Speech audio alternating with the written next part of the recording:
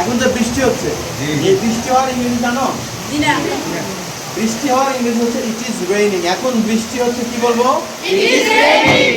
It is Raining. It is Raining. আর এই যে দেখো অনেক মুষলধারে বৃষ্টি হচ্ছে না, জি। এই মুষলধারে বৃষ্টি হওয়ার ইংরেজি আলাদা। এটাকে বলা হয় ক্যাটস অ্যান্ড ডগ। কি বলে? Cat and dog. তাহলে আমরা বলবো it is raining cats and dog. কি বলবো? It is raining. Cat and dog.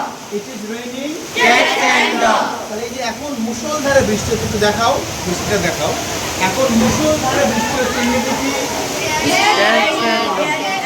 It is raining cats and dog. কি বলবো? It is raining. Cat and dog. It is raining It is raining. Cats and dog. Cats and dog. এটাকে আরো সুন্দরভাবে বলা যায় it's raining. কি বলবো? It is raining. It's raining It's raining. It's raining It's raining. Cats and dog. Cats and dog. It's raining It's raining. Cats and dog.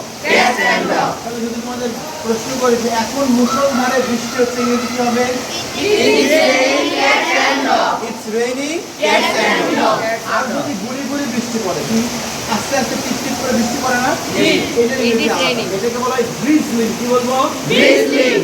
It is drizzling বলো। কি বলবো? It's drizzling. It is drizzling. যদি গুড়ি গুড়ি বৃষ্টি পড়ে, কি গুড়ি গুড়ি গুড়ি গুড়ি মানে অল্প অল্প করে টিপ টিপ করে, এটাকে বলবো ড্রিজলিং। কি বলবো? Drizzling. বলবো ইটস ড্রিজলিং। কি বলবো?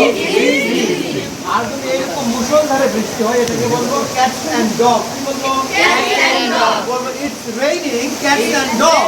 It's raining. Cats and dog. It's raining cats and dog. It's raining. Cats and dog. আর যদি গুড়ি গুড়ি বৃষ্টি পড়ে, বলবো ইটস ড্রিজলিং।